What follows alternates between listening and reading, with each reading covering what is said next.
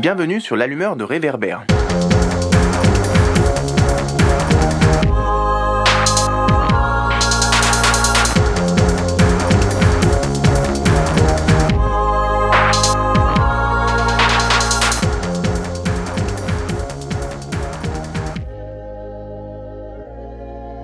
C'est une réforme résolument tournée vers le travail, vers l'emploi, contre le chômage et pour la précarité.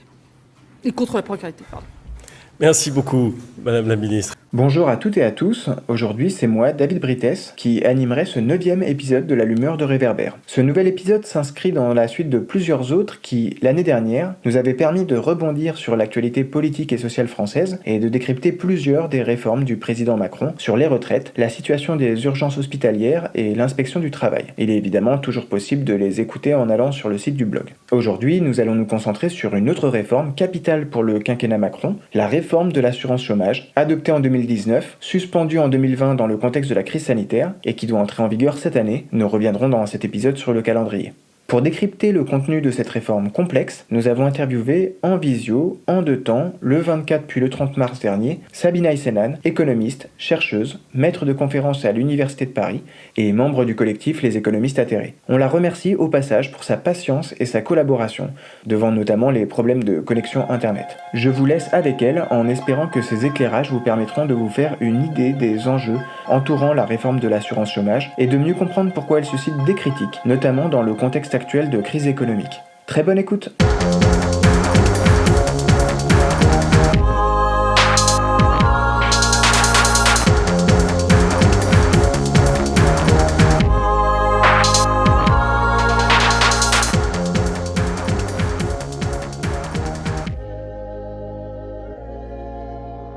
Cette réforme de l'assurance chômage, elle a été mise en place initialement donc pour mettre en œuvre des économies pour l'UNEDIC, mais dans un contexte où le taux de chômage diminuait. C'est-à-dire que dans la lettre de cadrage envoyée donc par le gouvernement, il a été demandé aux partenaires sociaux de faire des économies explicitement. Et donc cette réforme de l'assurance chômage, elle est entrée en vigueur donc au 1er novembre 2019. Elle a été donc d'une certaine manière mise en stand-by du fait de la crise du Covid-19 et des confinements. Donc, notamment, une partie de la réforme avait déjà été entrée en vigueur au 1er novembre 2019. C'était le cas notamment de la dégressivité ou encore des conditions minimales d'affiliation. Tout cela a été donc stoppé lors du premier confinement en mars 2020 et il y avait donc une deuxième partie de la réforme qui devait entrer en vigueur en avril 2020. Et donc, du fait de la crise sanitaire, la réforme a été reportée successivement et aujourd'hui, donc elle est censée être mise en place et mise en œuvre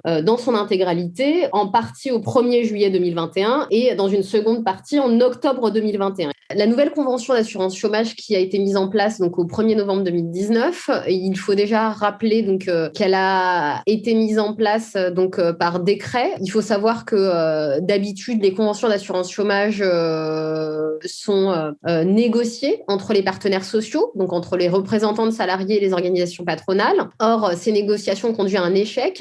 Ces négociations, elles avaient été demandées par le gouvernement dans une lettre de cadrage qui avait été envoyée aux partenaires sociaux. Dans cette lettre de cadrage qui fixe les règles de l'assurance chômage, eh bien, il avait été demandé aux partenaires sociaux de faire une économie de 3,9 milliards d'euros en 3 ans. Cela dans un contexte, en effet, où le taux de chômage diminuait, mais où on demandait au système d'assurance chômage, eh bien, de faire des économies dans un contexte économique qui s'améliorait, donc à l'époque. Et donc, les partenaires sociaux ont refusé les termes de cet accord et les demandes du gouvernement qui étaient inacceptables et qui le sont encore aujourd'hui. Donc, au final, le gouvernement a repris la main. Donc là, on a une transformation et une modification de la gouvernance du système d'assurance chômage, puisque normalement, le système d'assurance chômage, il est géré par les partenaires sociaux. C'était ça. Lorsque notre système de protection sociale a été mis en place, il avait vocation à être géré par les partenaires sociaux et notamment le système d'assurance chômage qui est l'UNEDIC. On a donc un changement de gouvernance où le gouvernement reprend la main. Donc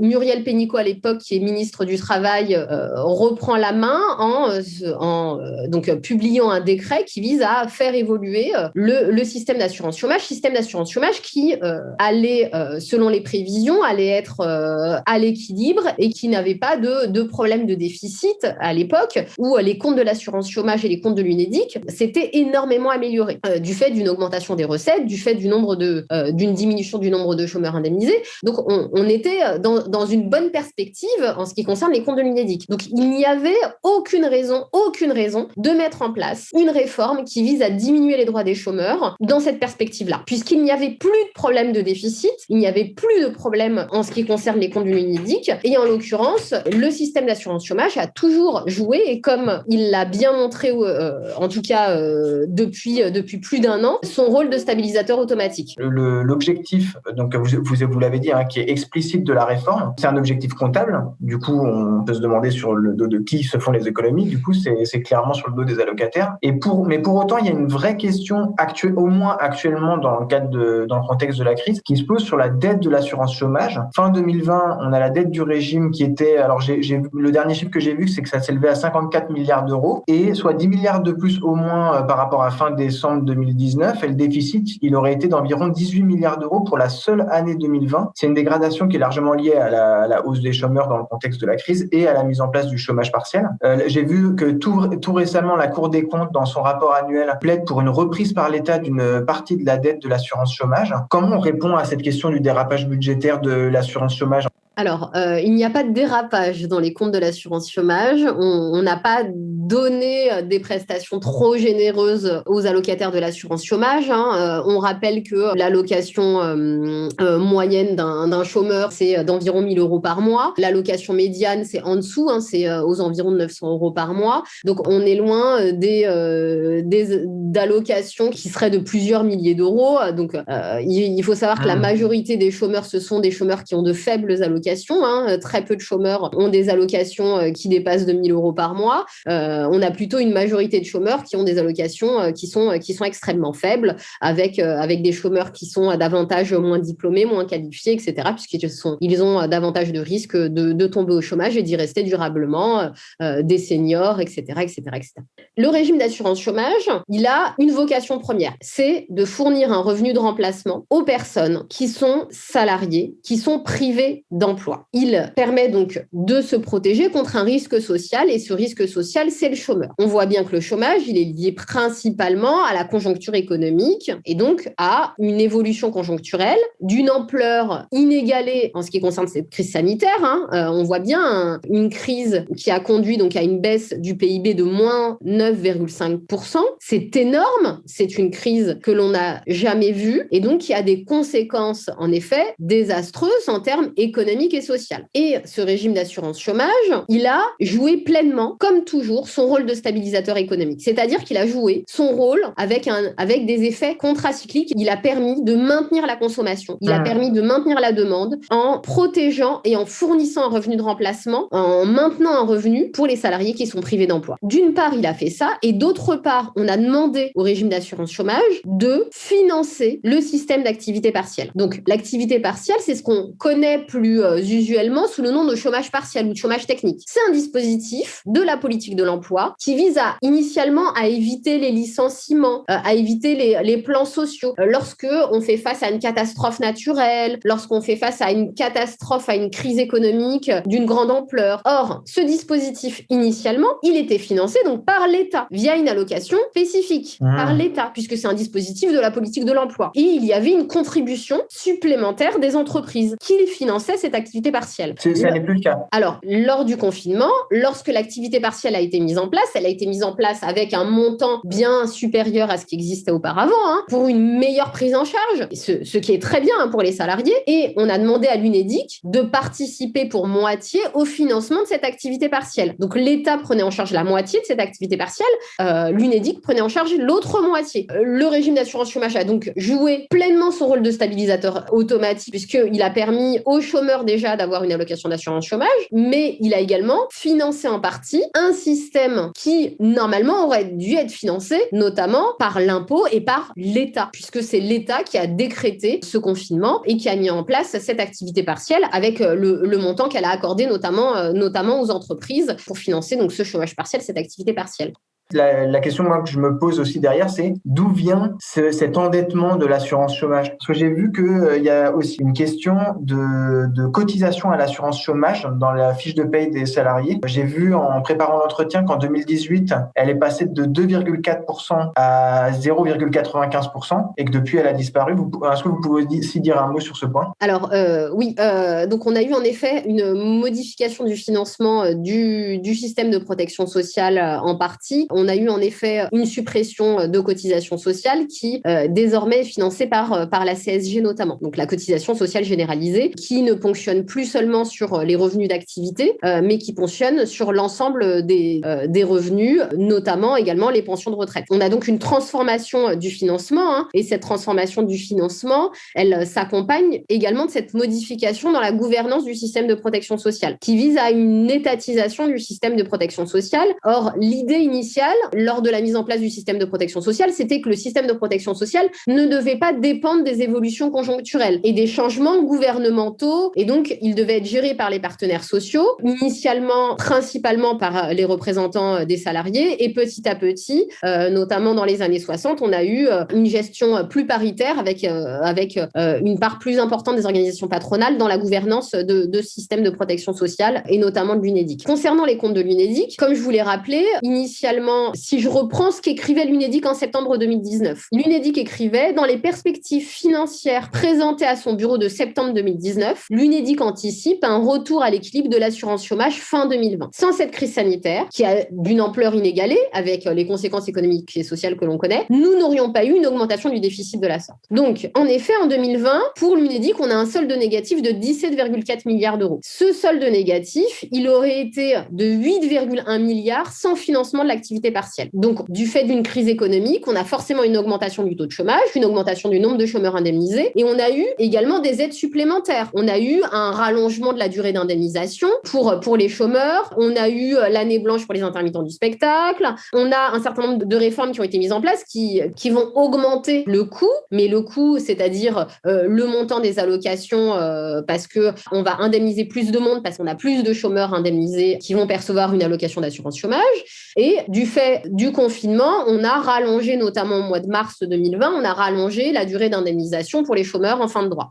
Donc forcément, on a une baisse des recettes, aussi de manière automatique. Donc, de manière automatique, les comptes de l'UNEDIC vont forcément être déficitaires lorsqu'on fait face à une crise économique, lorsqu'on fait face à une dégradation du système d'emploi, une augmentation du taux de chômage, parce qu'on a moins de recettes, parce qu'on a moins de cotisations, et en plus de chômeurs à indemniser. La réforme de 2019, elle avait été faite dans un contexte. Dans un contexte, en effet, où on avait une diminution du taux de chômage. C'est l'idée même que le système de protection sociale, il n'a pas vocation à chaque période, notamment en période de crise économique, d'être à l'équilibre. Ce n'est pas l'objectif du système de protection sociale. Il a vocation à protéger face à des risques sociaux, et là, en l'occurrence, le chômage. Le chômage, qui est un risque social dont la probabilité est beaucoup plus importante lorsqu'on a une crise économique et une crise sociale. Donc, de manière automatique, on a forcément une baisse des recettes. On a forcément une augmentation des allocataires indemnisés. Mais lorsque la conjoncture s'améliore, eh bien, on a une augmentation des recettes. On l'a vu. Donc, en 2018-2019, on a eu une très forte diminution du déficit.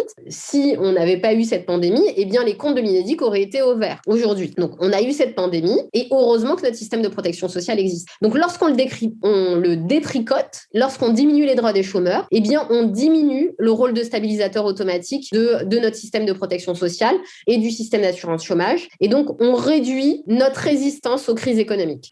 C'est clair. Et donc, à l'époque, déjà mettre en place cette réforme, c'était déjà inacceptable. C'est-à-dire, l'objectif premier, c'était de faire des économies, point, de faire presque 4 milliards d'économies, point. Aujourd'hui, mettre en place cette réforme, dans le contexte actuel, où il est quasi impossible pour les chômeurs de retrouver un emploi, c'est une réforme à la fois injuste, punitive et qui vise les plus pauvres, les plus précaires. Alors, ce que je vous propose, c'est que justement, on voit dans le détail en quoi ça impacte sur les allocataires, en revenant du coup sur les nouvelles règles d'indemnisation.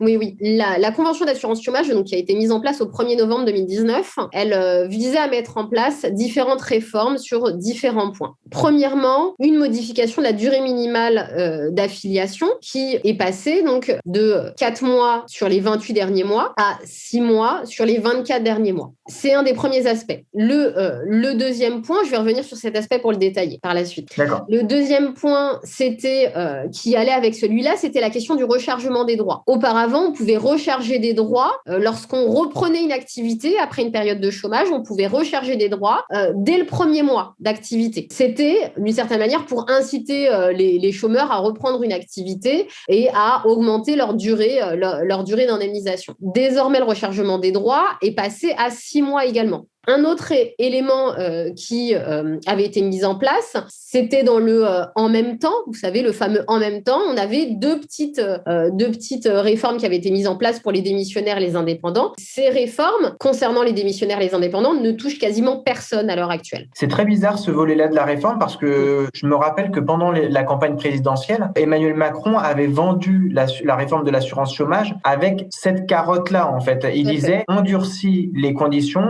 et en échange, universalisation du système d'assurance chômage. Tout à fait. C'était le fameux en même temps. En fait, c'est sous condition que le champ des bénéficiaires de l'assurance chômage est élargi. C'est hyper restrictif. Apparemment, j'avais vu qu'il y avait que quelques centaines de personnes qui étaient concernées à la fin de l'année 2020. Donc, en fait, ce qu'on voit, c'est qu'on a le bâton, c'est-à-dire la restriction, mais on n'a pas la carotte, c'est-à-dire l'universalisation de l'assurance chômage aux personnes indépendantes ou salariés qui démissionnent en CDI. Alors, concernant les démissionnaires, en effet, ces deux points avaient été soulevés. En effet, ils avaient été, ils faisaient partie du programme, en tout cas du programme de dernière minute d'Emmanuel Macron, puisqu'on avait attendu pendant très longtemps ce fameux programme. En effet, il n'en est rien dans les faits. Concernant les démissionnaires, il faut savoir que l'assurance chômage, initialement, elle indemnise en principe les salariés qui perdent leur emploi de façon involontaire. Pour les démissionnaires, ça constitue donc le fait d'indemniser des salariés qui perdent leur emploi de façon, d'une certaine manière, volontaire. Même si derrière des démissions, on a beaucoup de licenciements cachés, de démissions parce qu'on a été mis au placard, parce qu'on a des conditions de travail inacceptables, parce qu'on a des conditions de rémunération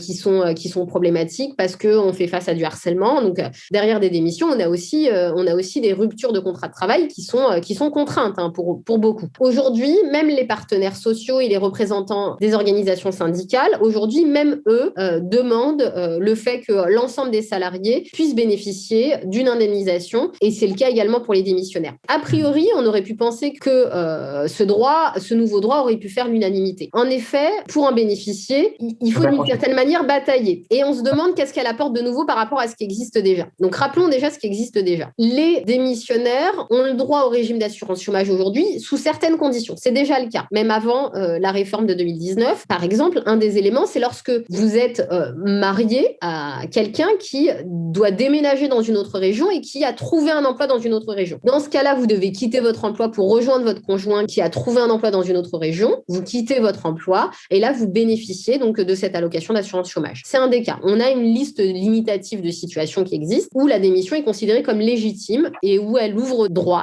à une indemnisation. La loi, déjà, Avenir professionnel du 5 septembre 2018 et le décret du 26 juillet 2019, donc relatif au régime d'assurance chômage qui a donc amené la mise en place de cette nouvelle convention d'assurance chômage, a élargi donc à partir du 1er novembre 2019 les conditions d'accès à l'indemnisation aux salariés qui démissionnent en vue de poursuivre un projet professionnel. Donc, le salarié doit, avant de démissionner, c'est ça le principal problème, avant de démissionner, doit soumettre un projet professionnel à Pôle emploi. Pôle emploi doit considérer ce projet comme éligible, qui est un projet de reconversion professionnelle, qui doit donner lieu à une formation, à un projet de création d'entreprise. Ce projet doit être considéré à caractère réel et sérieux par une commission paritaire interprofessionnelle régionale. Les conditions pour en bénéficier sont tellement restrictives qu'on se demande ce qu'elle apporte de plus par rapport au CIF, par rapport au congé individuel de formation, par rapport au congé de formation qui existe actuellement et pour les salariés. Donc, on se demande véritablement ce que ça apporte. On ne comprend pas pourquoi il faut déposer un projet avant même d'avoir démissionné. Et donc, en cela, eh bien, oui, quasiment personne n'a pu bénéficier de ce nouveau droit. Alors, pour les indépendants, c'est en effet extrêmement restrictif également. Déjà, la loi Avenir professionnel du 5 septembre 2018 avait abordé la question, la création d'une allocation de travailleurs indépendants. En effet, les travailleurs indépendants devaient avoir fait l'objet d'un redressement judiciaire avec éviction du dirigeant ou une liquidation judiciaire indemniciaire avec une indemnisation d'un montant de 800 € par mois pendant 6 mois. Et donc, elle a été appliquée à partir du 1er novembre 2019. Elle visait 3,3 millions de personnes, les travailleurs indépendants. On a environ 3,3 millions de personnes, mais il faut savoir que dans ces travailleurs indépendants, on a une population très différente. On a des commerçants artisans, mais on a des professions libérales, on a des médecins, on a des micro-entrepreneurs, on a des faux salariés de Deliveroo et d'Uber, on a des entrepreneurs de plateforme. Et initialement, en tout cas dans le programme d'Emmanuel Macron, les indépendants qu'il visait étaient ces fameux salariés des plateformes. Et c'est ces salariés des plateformes qui sont devenus salariés dans d'autres pays que la France et qui ne le sont pas encore en France, mais il visait notamment ces auto-entrepreneurs des plateformes. Aujourd'hui, on a très très peu de bénéficiaires pour cette allocation, où les conditions en effet sont extrêmement restrictives et n'ouvrent pas droit véritablement à une véritable allocation digne. Il faudrait plutôt s'interroger sur la question de la régulation, sur la question du droit du travail, sur la question de faire en sorte que ces indépendants et ces faux indépendants qui travaillent notamment pour les plateformes du numérique et qui travaillent donc pour Uber, Deliveroo, etc., soient désormais considérés comme des vrais travailleurs à partir du moment où ils ont une subordination économique et une subordination juridique. Il faut que la France également puisse reconnaître ces travailleurs comme des travailleurs salariés. Et donc, c'est plus sur ce terrain-là qu'il faut travailler, plus que sur le fait d'ouvrir un nouveau droit pour les indépendants, qui est un droit au rabais, qui vise à fournir une allocation minimale avec des conditions extrêmement restrictives. Je vais compléter sur les deux modifications de la réforme qui avaient été mises en place en novembre, qui avaient été donc arrêtées, en tout cas mis en stand-by lors du premier confinement au mois de mars, donc qui est d'une part la condition minimale d'affiliation et deuxièmement la question de la dégressivité. Alors juste sur la condition minimale d'affiliation, donc on rappelle, l'objectif de cette réforme, c'est de faire passer la condition minimale d'affiliation de 4 mois sur les 28 derniers mois à 6 mois sur les 24 derniers mois. Donc ça a deux effets importants. Premièrement, moins de demandeurs d'emploi vont ouvrir des droits, c'est-à-dire qu'un demandeur d'emploi qui n'a pas l'affiliation nécessaire, n'ouvrira pas de droit ou verra l'ouverture de son droit retardé. Ça concerne jusqu'à 700 000 personnes apparemment, selon l'UNEDIC. Alors, tout à fait. Plus de 700 000 personnes, selon les prévisions qui avaient été faites initialement, soit 27% de l'ensemble des allocataires. C'est énorme. Qui auraient ouvert au moins un droit sur une année. Donc, en effet, on est sur une part plus qu'importante. Donc, soit les personnes n'ouvrent pas de droit à la date T, soit ça retarde l'ouverture de droit. Et puis, pour certains allocataires, la durée du droit sera plus courte. Pourquoi la durée du droit sera plus courte ? Parce qu'au lieu de regarder sur les 28 derniers mois, on exclut tous les contrats qui sont au-delà de 24 mois. Donc, dans la période de recherche d'affiliation, où on va regarder le nombre de mois travaillés, au lieu de regarder sur les 28 derniers mois, on va regarder seulement sur les 24 derniers mois. Donc, il se peut que la personne ait travaillé entre le 25 et le 28e mois. Et donc, on va diminuer la durée de versement de l'allocation chômage pour une partie des allocataires. Et donc, pour certains demandeurs d'emploi, on peut avoir ces deux effets qui se cumulent, c'est-à-dire la durée du droit, c'est la durée pendant laquelle je vais percevoir mon allocation chômage, qui sera plus courte, cumulée à moins de demandeurs d'emploi qui vont ouvrir un droit. Et donc, ces deux effets peuvent se cumuler, c'est-à-dire que l'ouverture du droit peut être d'une part retardée et le droit ouvert plus tard va être réduit. Et donc, d'une certaine manière, c'est la double peine. Mais on verra, c'est même la triple peine pour un certain nombre de travailleurs. Ça, c'est pour les conditions minimales d'affiliation, sachant que les durées de versement maximales, donc elles sont de 24 mois pour les moins de 53 ans. On le rappelle, pour les 53-55 ans, elles sont de 30 mois et pour les 55 ans et plus, elles sont de 36 mois. Sachant qu'il y a déjà eu une réforme en 2017 qui visait à diminuer la durée de versement pour les seniors indemnisés, puisqu'auparavant, les 50 ans et plus avaient une durée maximale d'indemnisation de 36 mois. Donc, on voit bien qu'on a diminué la durée de versement. Or, on sait bien que quand un senior tombe au chômage, il a de très faibles chances de retrouver un emploi. Et on le voit très aisément dans les chiffres, dans les statistiques de Pôle emploi, puisque leur ancienneté au chômage est presque 2 fois supérieure à l'ancienneté au chômage de ceux qui ont moins de 50 ans. Donc, à partir du moment où on rentre au chômage lorsqu'on a plus de 50 ans, on a une probabilité très faible faible de retrouver un emploi. Alors, il faut savoir que cette réforme, elle avait déjà été mise en place donc en 2017 et ça vise toujours à inciter les chômeurs à reprendre un travail, même s'il est de moindre qualité, même s'il est à travail réduit, même s'il est moins rémunéré, même s'il est en contrat temporaire. Le but, c'est work first. Et on est vraiment dans cette logique qu'on appelle une logique d'activation, où il s'agit d'avoir un système de protection sociale qu'il faut moderniser selon eux, puisqu'il découragera la recherche d'un emploi. Et donc, il faut mettre en place des droits et des devoirs, des sanctions, la carotte et le bâton, comme vous le soulignez très précisément auparavant. Et donc, il faut inciter les chômeurs à reprendre un emploi, quelle qu'en soit sa qualité. Un deuxième point de cette réforme, c'était donc la dégressivité. Dans cette réforme, donc, avait déjà été mise en place en novembre 2019, puis stoppée, en tout cas mis en stand-by en mars 2020, suite au confinement. Un des aspects, c'était donc la question de la dégressivité des allocations chômage au bout de 6 mois pour certains demandeurs d'emploi. Cette réforme, elle vise donc à conduire à une baisse du niveau de l'allocation d'aide au retour à l'emploi pour les allocataires qui ont perdu une rémunération qui est d'environ 3 500 € net. Donc, cette baisse, elle est de l'ordre de 30% pour les allocataires. Cette dégressivité, on pourrait se dire, cette dégressivité, ça touche que les allocataires qui ont un revenu élevé. Ce n'est pas très important puisqu'on touche les allocataires qui ont un revenu élevé et donc on diminue leur allocation. Ce n'est pas... on touche les salariés les mieux rémunérés et on pourrait se dire le système de protection sociale, il vise à faire en sorte que les individus ne tombent pas dans la pauvreté, etc.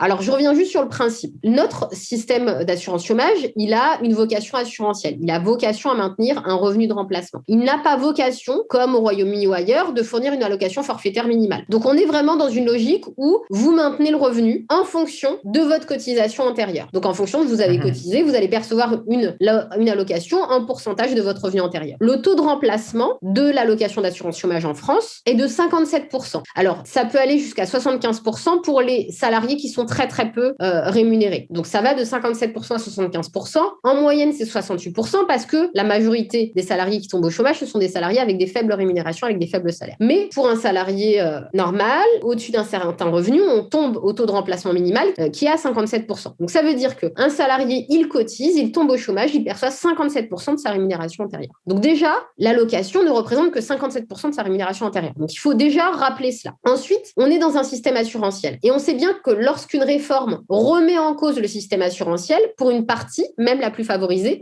elle remet en cause le système assurantiel, elle remet en cause la question de la cotisation, et donc elle remet en cause le fait que les salariés acceptent également de cotiser, alors que le risque de tomber au chômage pour les salariés les plus rémunérés, les plus qualifiés, leur risque de tomber au chômage est beaucoup plus faible. Donc on diminue leur consentement à payer la cotisation et à contribuer au système d'assurance chômage. Et lorsqu'on diminue le consentement à participer à ce système assurantiel, on facilite la réforme pour l'ensemble des salariés et on facilite la diminution des droits pour tous. Et donc, lorsqu'on touche au système assurantiel, alors que la question de la dégressivité, elle rapporte quasiment rien parce qu'il y a moins de chômeurs très qualifiés, il y a moins de chômeurs bien payés. Initialement, ça touche très très peu de personnes. C'est environ 2% des allocataires entrant à l'assurance chômage en 2017 qui ont touché ce type de rémunération. Donc, c'est peanuts. Sauf que ça a des conséquences sur le fait d'accepter de participer à un système assurantiel où tout le monde cotise, quel que soit son revenu. Surtout, ça a des effets délétères sur le reste de la population et sur le reste des chômeurs. Et ça, on l'oublie. Pourquoi ? Parce que c'est une incitation au déclassement, la dégressivité. On diminue l'allocation des individus. Au départ, elle est à 57% et on la diminue. Donc déjà, ça fait une baisse de revenus très importante. Vous avez votre loyer à payer, votre crédit à payer, etc., etc. Vous perdez déjà presque la moitié de votre revenu. Et là, au bout de 6 mois, on diminue encore de 30% votre allocation. Ça vise à faire en sorte que les individus acceptent un emploi, même s'il est moins rémunéré, même s'il est moins qualifié. Et donc, c'est une incitation au déclassement professionnel, au déclassement scolaire, c'est-à-dire que vous acceptez un emploi alors que vous aviez un bac+5 et que vous étiez là-dessus, vous allez accepter un emploi moins qualifié, et une incitation au déclassement salarial. Ça contribue au nivellement par le bas des conditions de rémunération et des conditions de travail. Et vous savez, lorsque vous avez une file de demandeurs d'emploi, les personnes les plus qualifiées sont en haut de cette file de demandeurs d'emploi. Donc lorsque eux vont accepter des emplois moins rémunérés, moins qualifiés, ils vont prendre la place de ceux qui ont moins de diplômes, qui auraient accepté ces emplois-là initialement. Et donc c'est une incitation au déclassement et ça a des effets délétères sur le reste des chômeurs, puisque puisque on va avoir des effets de substitution sur un certain nombre d'emplois et sur d'autres chômeurs moins qualifiés. Et donc, elle conduit à une logique de pression financière, tout cela toujours au nom de la logique de work first, c'est-à-dire la logique d'activation. Il faut activer les individus, il faut les pousser à reprendre un emploi, même s'il est moins rémunéré, même s'il est en contrat temporaire, même s'il est moins qualifié, même si c'est pas exactement dans le domaine de qualification où il travaillait auparavant. Ouais. Est-ce que le risque, c'est pas aussi que dans cette logique de work first, un gouvernement qui aurait une idéologie assez similaire, dans le futur, baisse le seuil de 3 500 € environ net de salaire avec le système de dégressivité. Une fois que la structure de la réforme est en place, c'est peut-être plus simple après de faire baisser ce seuil pour les autres salariés qui passeraient en chômage. Alors complètement. Souvent, ces réformes en fait qui sont mises en place, ce sont des réformes, on appelle ça des réformes à petits pas. On met en place la réforme pour une partie de la population et ensuite on l'élargit au reste de la population. Ça s'appuie sur l'idée toujours que le chômeur, il est responsable de sa situation. Ouais. Il est responsable individuellement, que le chômage c'est un choix, que si il traversait la rue, eh bien il trouverait facilement un travail, que si il recherchait davantage un emploi, il trouverait facilement un travail. Eh bien ça s'appuie toujours sur la même logique et surtout toujours sur les mêmes anciennes, toujours sur les mêmes discours que on rabâche et on rabâche, qui sont en effet diffusés dans les perspectives de l'emploi de l'OCDE, au sein de la Commission européenne, des économistes qui murmurent à l'oreille de nos politiques. En effet, sauf que la réalité, elle est tout autre. La réalité, c'est que les chômeurs désirent retrouver un emploi. Le chômage n'est pas un choix. Le chômage, c'est un risque social. C'est un risque collectif et la collectivité doit prendre en charge ce risque social. Et cette dégressivité, elle a une conséquence sur le niveau de vie des intéressés aussi, puisque dans certains cas, l'indemnisation ne représentera même pas 40% du dernier salaire perçu. Or, même l'Organisation internationale du travail dit que l'indemnisation du chômage devrait au moins atteindre ce niveau-là. Ça remet en cause le régime, alors que ça touche très très peu de personnes. Et ça permet, selon les perspectives de l'UNEDIC, de faire des économies qui sont ridicules, de l'ordre de 200 à 400 millions d'euros d'économies, et c'est censé toucher 160 000 individus. Donc pourquoi on met en place cette réforme, si ce n'est en effet pour la généraliser, via une réforme des petits pas? Point central de la réforme qu'on va aborder maintenant, c'est la question du mode de calcul de l'allocation chômage. Donc c'était un second volet qui devait entrer en vigueur au 1er septembre 2020. Et du coup, vous l'avez dit tout à l'heure, ce sera finalement en vigueur le 1er juillet 2021. Donc l'objectif affiché des nouveaux modes de calcul des allocations, c'est sur la base de ce qu'on appelle le salaire journalier de référence. Donc juste pour les auditrices ou auditeurs qui maîtrisent pas bien le vocabulaire, c'est un équivalent du taux de remplacement pour les retraites, par exemple. En gros, j'ai tel salaire, ça me donne le droit à quel montant quand je suis ensuite au chômage. Est-ce que vous pouvez nous expliquer les nouveaux modes de calcul du montant des allocations dans la réforme? Je vais juste repréciser ce que vous venez de dire pour juste clarifier. Le taux de remplacement, il existe également un taux de remplacement pour les pensions de retraite. Donc, il y a également un taux de remplacement minimal de 57% pour l'allocation d'assurance chômage. C'est en effet sur ce salaire journalier de référence qu'est établi ce taux de remplacement pour calculer l'allocation journalière que va percevoir ensuite le demandeur d'emploi. Donc cette allocation journalière, qui est une allocation d'assurance chômage, elle est déterminée donc en fonction de ce SJR, de ce salaire journalier de référence. Initialement, par exemple avec la convention de 2017, ce salaire journalier de référence, il était calculé en divisant la somme des rémunérations habituellement perçues dans les 12 mois précédents la dernière perte d'emploi. Donc on prenait les 12 mois précédents, l'année précédente, les 12 mois précédents la perte d'emploi, et on le divisait par le nombre de jours travaillés sur la même période. Ça nous donnait le salaire journalier de référence. Et donc, le décret de juillet 2019, qui a donc vocation à être mis en place là en juillet 2021, il vise à réformer donc ce point-là. Pourquoi ? Alors, initialement, l'objectif, c'est de dire une personne qui travaille 6 mois à plein temps durant les 12 derniers mois, eh bien, elle va percevoir plus qu'une personne qui travaille à mi-temps durant la dernière année. Et donc, il faut faire en sorte de rééquilibrer. Au lieu de rééquilibrer par le haut, on rééquilibre par le bas. C'est-à-dire qu'on fait en sorte que les gens qui ont travaillé 6 mois à temps plein, ils vont se retrouver au même niveau que les personnes qui ont travaillé à temps partiel, puisque leur salaire journalier de référence va être divisé par 2. Or, initialement, l'allocation assurantielle, elle s'appuie sur un jour cotisé cotisé, un jour indemnisé. Donc normalement, notre système contributif, il vise à indemniser une personne parce qu'elle a cotisé une journée, donc elle a indemnisé une journée. On remet complètement en question notre système. Donc désormais, toutes les périodes pour le calcul des indemnités, donc y compris les périodes non travaillées, seront prises en compte. Donc pour calculer ce salaire journalier de référence, on prend en compte désormais les périodes non travaillées. Et donc ça pénalisera tous les salariés qui font face à la discontinuité de l'emploi, c'est-à-dire tous ceux qui enchaînent période de travail, période de chômage, des récurrences au chômage, un CDD, puis du chômage, puis de nouveau un CDD, puis de l'intérim, puis de nouveau un CDD, puis du chômage. Eh bien, ceux-là, ce sont ceux qui vont le plus être pénalisés. Tous ceux qui font face à des emplois intermittents, mais au sens large, pas au sens des intermittents de la culture. Et donc, ça va avoir des effets catastrophiques sur les chômeurs. On a près de 40% des demandeurs d'emploi qui vont pâtir de cette réforme. C'est 800 cas. Enfin, j'ai vu que l'UNEDIC établissait début novembre 2020 que dans une étude d'impact que c'était environ 840 000 personnes qui, donc un peu plus du tiers des entrants entre guillemets dans le régime, qui verraient leur allocation baisser de 24% en moyenne, tout en ayant des droits à des durées d'indemnisation plus longues, mais sachant que un demandeur d'emploi consomme,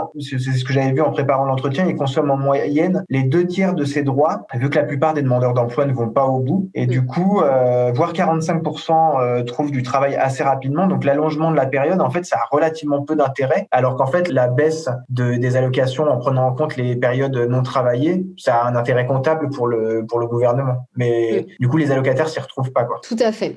Donc, le fait de prendre en compte les périodes non travaillées, bien sûr, sont exclus les arrêts maladie ou les congés maternité. Toutes les périodes non travaillées vont avoir un impact en diminuant l'allocation journalière et le salaire journalier de référence. Donc, ça a un impact très important puisqu'on a un certain nombre de salariés qui font face à la discontinuité de l'emploi, qui subissent des contrats temporaires, qui ont des contrats de plus en plus courts. Et ces salariés-là, déjà, ils vont avoir du mal à bénéficier, à ouvrir des droits dans le système assurantiel d'assurance chômage. Mais en plus, ils vont voir leur allocation grandement diminuer. Et donc, la mesure, elle aura un effet, en effet, sur 37% des entrants dans l'année suivant sa mise en place. Et donc, avec des effets délétères sur les chômeurs. Donc, c'est une réforme très, très importante, très injuste, qui va toucher les précaires. Et on sait que dans les précaires, il y a beaucoup de femmes, on a les femmes, on a les jeunes, on a les peu diplômés. Et on a une partie également qui va subir les deux, c'est-à-dire du temps partiel et du contrat temporaire. Donc, sous prétexte de mettre sur un même pied d'égalité du temps plein en contrat temporaire avec du temps partiel sur une plus longue période, eh bien, on peut pénaliser doublement les personnes qui sont en contrat temporaire et qui vont être en même temps à temps partiel. Le Conseil d'État, il a jugé le 25 novembre 2020 que les nouvelles modalités de calcul, elles entraînaient une rupture d'égalité entre demandeurs d'emploi en emploi continu et ceux en emploi discontinu. Le Conseil d'État, il précisait, je cite, « Le montant du salaire journalier de référence peut désormais, pour un même nombre d'heures de travail, varier du simple au quadruple en fonction de la répartition des périodes d'emploi au cours de la période de référence d'affiliation de 24 mois.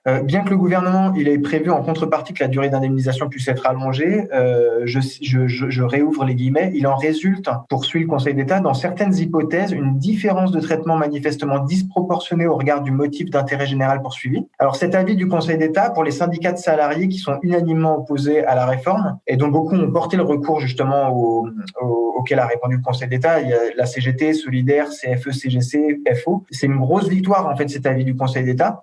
Donc vous l'avez précisé, c'est vraiment un point très important de la réforme, c'est le principal point qui soulevait des contestations. Et finalement, il revient, il sera effectif au 1er juillet 2021. En préparant cet entretien, j'avais vu que la question des nouveaux calculs du montant des allocations, elle était censée rapporter à l'État entre 1,5 et 2,8 milliards d'euros d'économies par an. Avec un tel montant, et vu que l'objectif explicite de la réforme, c'est de faire des économies, on pouvait s'attendre à ce que le gouvernement ne lâche pas du tout ce volet-là de la réforme. Sur donc la question du salaire journalier de référence et du calcul de ce salaire journalier de référence, c'est-à-dire du calcul de l'allocation d'assurance chômage qui fait tant de bruit et qui va tant pénaliser les chômeurs. Cette réforme est censée être mise en place à partir du 1er juillet 2021. Il faut savoir que au moment de la mise en place de la convention d'assurance chômage en novembre 2019, ce nouveau calcul devait être mis en place au 1er avril 2020. Donc finalement, il y a eu le confinement, donc ça n'a pas été mis en place.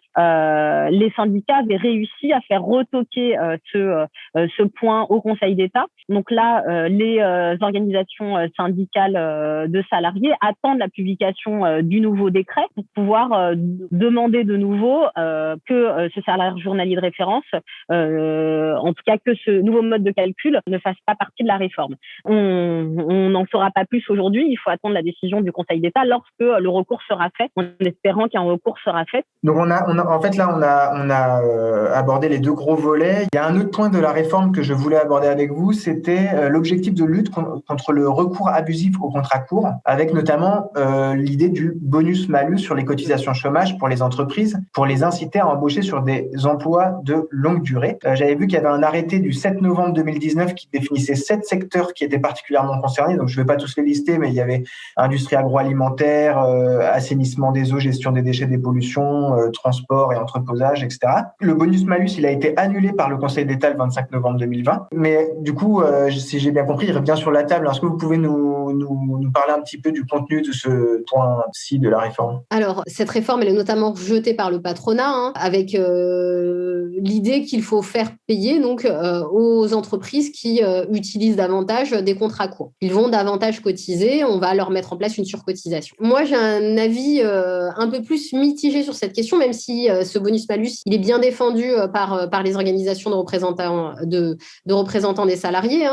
Alors, il faut savoir que le problème initial, c'est un problème de dérégulation du marché du travail. On a notamment permis une utilisation abusive de contrats courts dans un certain nombre de secteurs d'activité. Certains secteurs d'activité, en effet, qui, normalement, de par leur nature, peuvent utiliser ce qu'on appelle des CDD d'usage, donc des CDD-U, ce qu'on appelle des contrats d'extra maintenant. Et donc, l'augmentation du nombre de CDD dans les embauches et la diminution de la durée des contrats est notamment fortement liée à ce développement des CDD d'usage dans un certain nombre de secteurs d'activité. C'est le cas dans le secteur de la culture, mais c'est le cas également dans le déménagement, dans la formation, dans nombre de secteurs d'activité, mais qui sont définis normalement légalement. Bien sûr, cela suppose qu'il y a des contrôles pour les autres entreprises qui ne sont pas dans ces secteurs pour qu'elles ne puissent pas utiliser ces CDD-U. Le CDD-U, en fait, c'est un contrat dérogatoire au CDD. On peut renouveler à l'infini sur un même poste, une même personne, sans période de carence, sans prime de précarité, etc., etc. Donc, on peut renouveler à l'infini un contrat de travail d'une journée, 2 semaines, d'une semaine, de 10 jours, de 2 jours, etc., etc. Et donc, tout cela a participé grandement à la dérégulation du système d'emploi. On a déjà un problème en France en termes de régulation du marché du travail et du système d'emploi. Et donc, on ne se pose jamais la question. Donc là, la question du bonus-malus, ça vise à inciter les entreprises à moins utiliser de contrats courts. Il faut savoir que, par exemple, les entreprises du spectacle et de l'audiovisuel et de la radiophonie payent déjà une surcotisation lorsque leurs salariés peuvent bénéficier des annexes 8 et 10 du système d'assurance chômage. Vous savez, les fameuses annexes 8 et 10 qu'on appelle du régime des intermittents du spectacle, mais qui n'est pas un régime spécifique, qui est des dispositifs spécifiques pour les intermittents qui en bénéficient, donc très très peu de personnes.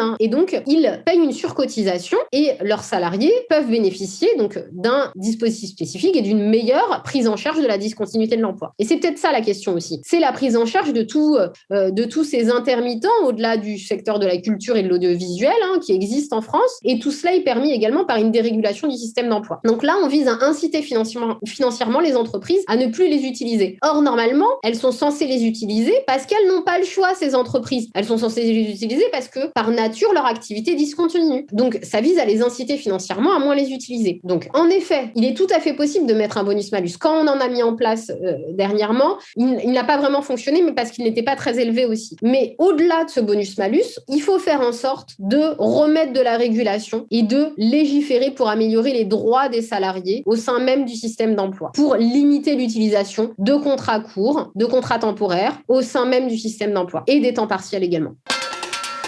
Pendant la campagne présidentielle, c'était un point important du programme du candidat Macron. Emmanuel Macron avait parlé de retirer les droits à l'allocation chômage après 2 refus de ce que lui qualifiait d'une offre raisonnable d'emploi, c'est-à-dire 2 propositions d'emploi correspondant grosso modo aux qualifications du demandeur d'emploi. Est-ce que vous pouvez nous dire où en est cette mesure? Alors, donc il faut savoir que c'est une mesure qui n'est pas nouvelle, qui a été mise en place dès 2006 par la Convention d'assurance chômage. Elle a été mise en place suite au remplacement du plan d'aide au retour à l'emploi du PAR, qui a été remplacé donc par le projet personnalisé pour l'accès à l'emploi, accompagné donc du PPAE, accompagné du suivi mensuel personnalisé du SMT, qui au final n'a pas eu lieu parce que le nombre d'agents de Pôle emploi afin de suivre les conseillers de Pôle emploi correctement est trop faible pour pouvoir les suivre de manière mensuelle et renforcée comme ce qui avait été prévu.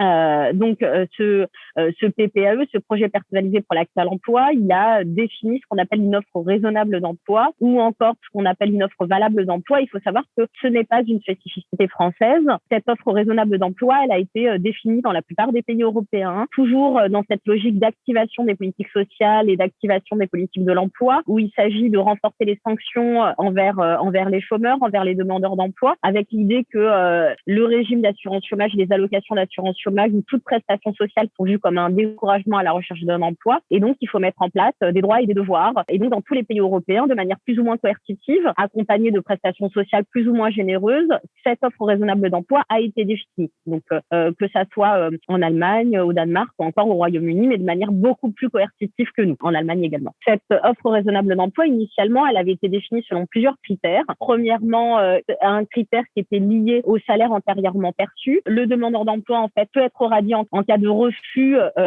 sans motif légitime, de suivre les actions inscrites dans le cadre du PPAE, c'est-à-dire qu'il signe un contrat avec son conseiller de Pôle emploi avec des droits et des devoirs. Et donc, dans ces droits et des devoirs, il y a donc le fait de définir cette offre raisonnable d'emploi en fonction du profil du demandeur d'emploi. Et en cas de deux refus sans motif légitime, il peut être radié. Cette radiation, elle peut conduire à une suppression pendant un temps défini de son allocation d'assurance chômage. Donc, ceci n'est pas nouveau. Mais c'est la définition même de l'offre raisonnable d'emploi qui a évolué, notamment depuis 2019.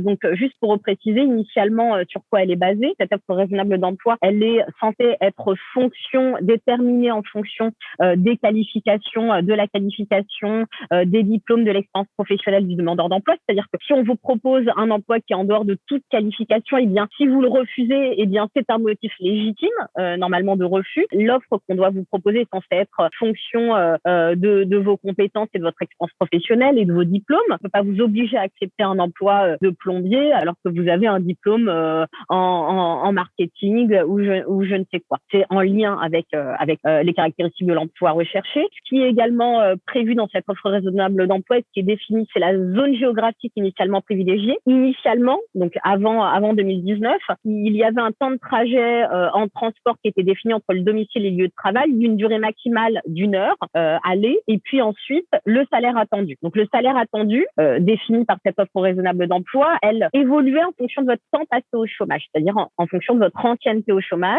Initialement, vous n'aviez pas le droit de refuser donc plus de 2 offres raisonnables d'emploi si cette offre est rémunérée à au moins 95% du salaire antérieurement perçu. Mais après 6 mois d'inscription, on considère que vous n'avez plus le droit de refuser un emploi dont le salaire est à 85% du salaire perçu antérieurement. Et petit à petit, eh bien, au bout d'1 an d'ancienneté, le salaire proposé dans cet emploi, il peut être équivalent à votre allocation d'assurance chômage, c'est-à-dire à votre revenu de remplacement. Donc, je rappelle juste que néanmoins, parmi l'ensemble des demandeurs d'emploi, seuls 40% bénéficient d'une allocation d'assurance chômage, c'est-à-dire d'une allocation d'aide au retour à l'emploi. Une partie perçoit 10% perçoit l'ASS, l'allocation de solidarité spécifique. Une autre partie perçoit une prestation sociale qui n'est pas de l'indemnisation chômage au sens strict, mais qui est le RSA. Et il y a bien sûr une partie qui ne perçoit rien. C'est bien sûr cette définition et cette sanction, elle touche tout particulièrement ceux qui touchent donc c'est notamment cette allocation d'assurance chômage et donc cette allocation d'aide au retour à l'emploi. Et là, tout à l'heure, vous avez mentionné tous ces critères en disant jusqu'en 2019. Depuis 2019, il y a eu un changement par rapport à tous ces critères ? Tout à fait. Donc, alors, depuis le 1er janvier 2019, l'offre raisonnable d'emploi, elle a vu sa définition restreinte. On a redéfini l'offre raisonnable d'emploi. Donc, il y a des critères qui ont sauté. Par exemple, le critère de la limite d'1 heure de trajet, eh bien, a été supprimé de la définition. Et surtout, un des critères déterminants, c'était le salaire antérieurement perçu. Le salaire antérieurement perçu ne justifie plus un refus, n'est plus considéré comme un motif légitime de refus d'une offre raisonnable d'emploi. Néanmoins, a été prévu que le demandeur d'emploi pouvait continuer à refuser un emploi dont le niveau de salaire est inférieur au salaire normalement pratiqué dans la région et pour la profession concernée. Et bien sûr, le poste est censé être compatible avec ses qualifications et ses compétences professionnelles. La définition de cette offre raisonnable d'emploi et les sanctions qui sont liées en cas de refus se basent sur l'idée que le chômeur ne rechercherait pas activement un emploi. Or, même les études qui ont été menées par Pôle emploi montrent que la quasi-totalité des chômeurs effectuent des recherches actives d'emploi. Et lorsqu'ils n'effectuent pas des recherches actives d'emploi, pour une minorité d'entre eux, c'est parce qu'on a des chômeurs de longue durée qui ne perçoivent plus d'allocation d'assurance chômage, qui sont au chômage depuis plus de 2 ans, etc., etc., etc. Et donc, on a un public qui a soit des problèmes de santé, soit qui a une ancienneté au chômage qui est très importante et qui sont très éloignés de l'emploi. Et ils se traînent d'autres problèmes, quoi. Voilà, c'est pas que la question du chômage. Voilà, tout à fait, complètement. Donc, en cas de refus consécutif sans motif légitime donc de cette offre raisonnable d'emploi, eh bien, les allocations chômage sont supprimées pendant 1 mois, puis 2 mois en cas de deuxième manquement, et puis ça peut aller jusqu'à 4 mois, voire plus lors d'un troisième refus. Et donc là, on a véritablement une forme de double peine ou triple peine pour le chômeur qui se voit incité à reprendre un emploi même s'il est moins rémunéré, même s'il n'est pas à la hauteur de ses qualifications, à la hauteur de ses compétences professionnelles, même s'il est très éloigné de son domicile, surtout s'il est moins rémunéré. Donc ça nivelle par le bas les conditions de travail, les conditions de rémunération. Ça amène les employeurs à offrir des emplois moins rémunérés pour un même niveau de qualification. Donc ça nivelle par le bas les conditions salariales et les conditions de rémunération. Ce qui est mauvais pour l'économie française, ces politiques ont été mises en place dans de nombreux pays. Elles montrent le chômeur du doigt comme s'il était responsable de sa propre situation. Et donc, on remet en cause par là le système d'assurance chômage, on remet en cause un système socialisé d'assurance chômage, une responsabilité collective de la société envers le chômage, et on dédouane les politiques économiques, on dédouane le gouvernement face à une augmentation du taux de chômage parce qu'on considère que c'est au chômeur lui-même de retrouver un emploi et qu'il faut qu'il recherche activement un emploi et qu'il faut qu'il accepte l'emploi qu'on lui propose, même si ces conditions de rémunération sont largement dégradées. Et c'est le discours qui a traversé les différents gouvernements, que ça soit en France ou dans d'autres pays européens, avec des sanctions beaucoup plus drastiques, que ça soit au Royaume-Uni ou en Allemagne, avec des effets catastrophiques sur les chômeurs. Une augmentation du taux de pauvreté chez les chômeurs qui a été extrêmement importante en Allemagne, notamment suite à la mise en place des réformes Hartz IV, avec la réduction de la durée d'assurance chômage. La question qui se pose aujourd'hui, c'est on a déjà 38% de taux de pauvreté chez les chômeurs en France. Est-ce qu'on veut que les chômeurs en France vivent tous sous le seuil de pauvreté? Est-ce que notre objectif en France est d'avoir une société ultra inégalitaire avec une augmentation drastique des inégalités où si vous tombez au chômage, eh bien vous allez percevoir une allocation forfaitaire minimale. Et là, c'est ce qui va se passer avec la réforme. Il y a un document de l'UNEDIC qui vient de sortir et qui n'est pas sorti, que certains journalistes ont pu se procurer, que je n'ai pas eu la chance de me procurer, mais qui montre que les effets de la nouvelle réforme de l'assurance chômage dans les conditions actuelles qui pourraient être bien pires dans 3 mois ou dans 4 mois, puisque là, on a encore des aides de l'activité partielle de longue durée qui maintient un certain nombre de salariés en emploi. Lorsque ces aides n'existeront plus, eh bien, on aura certainement une très, très forte augmentation du nombre de chômeurs. Or, cette réforme risque de toucher beaucoup plus de chômeurs que ce qui avait été prévu. Plus de 1,15 million de chômeurs pourraient avoir leur allocation diminuée du fait, eh bien, du premier critère qu'on a développé, c'est-à-dire du premier point de la réforme, qui est la réforme du salaire journalier de référence et la réforme du mode de calcul de l'assurance chômage, avec des effets désastreux sur les chômeurs, avec des diminutions de leur allocation d'assurance chômage qui pourraient passer pour certains, passeraient de 885 € à 622 € en moyenne, c'est-à-dire à peine plus que le RSA. Donc on aurait près de 400 000 chômeurs qui seraient au plancher du salaire journalier de référence, c'est-à-dire un tout petit peu plus que le RSA, un tout petit peu plus que l'ASS. Et on est là à des niveaux qui sont bien en dessous du niveau du seuil de pauvreté en France. Donc c'est une catastrophe.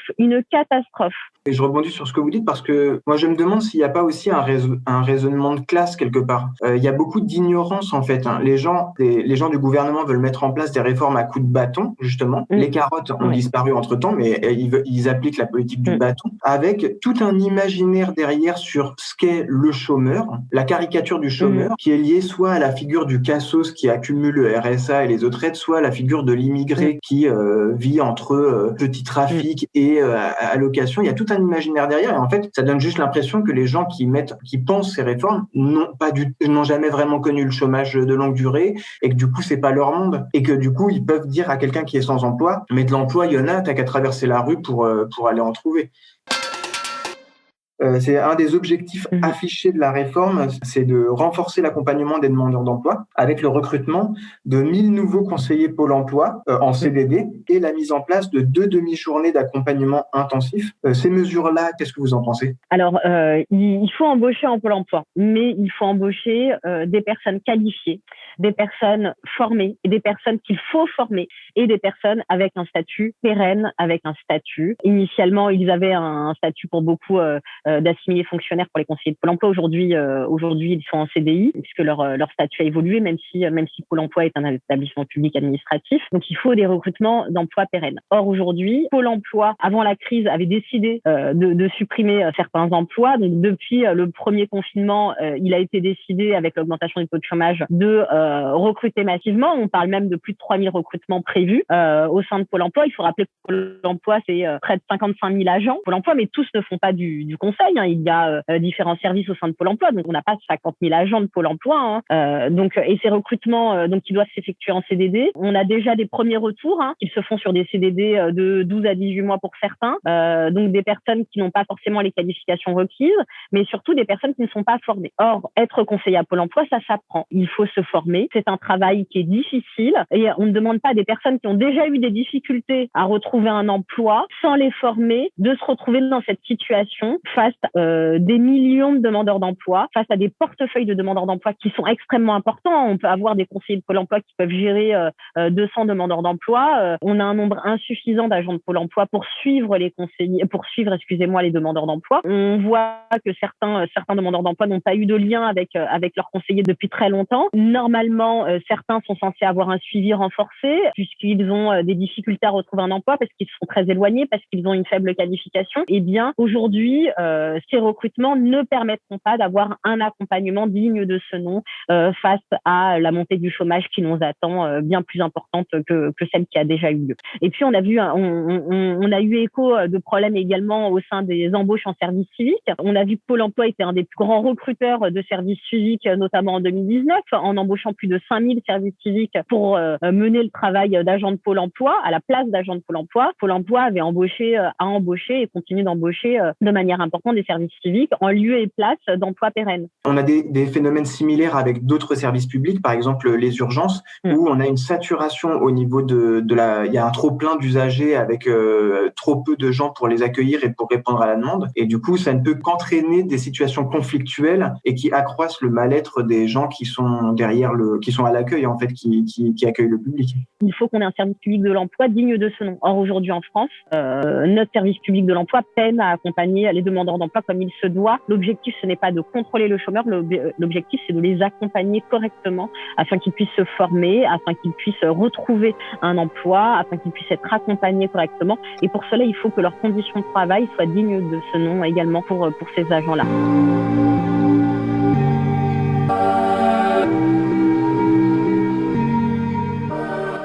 On arrive au terme de ce 9e épisode. Précisons qu'après avoir achevé l'interview avec Sabina Essenan, c'était le 30 mars, le lendemain, 31 mars, le décret mettant en musique la réforme de l'assurance chômage a finalement été publié au journal officiel. À voir à présent si les syndicats déposeront bien un recours devant le Conseil d'État pour tenter de faire barrage à la réforme. Affaire à suivre donc. On remercie à nouveau, sincèrement, Sabina Essenan pour le temps qu'elle nous a consacré et on salue au passage le travail très riche et très dense que produit régulièrement le collectif des économistes atterrés sur les questions d'actualité économique et sociale, rappelons-le de façon parfaitement bénévole. On espère que cet entretien vous a plu, qu'il vous a permis de vous forger une opinion et n'hésitez pas à le partager si c'est le cas ou si vous connaissez quelqu'un qui souhaite s'éclairer sur la réforme. Le contexte sanitaire relègue dans les grands médias les questions économiques et sociales au second plan et c'est sans doute dans des périodes comme celle que nous connaissons actuellement qu'il est particulièrement nécessaire de rester vigilant sur les réformes adoptées par le gouvernement. A bientôt et gardons nos lanternes allumées.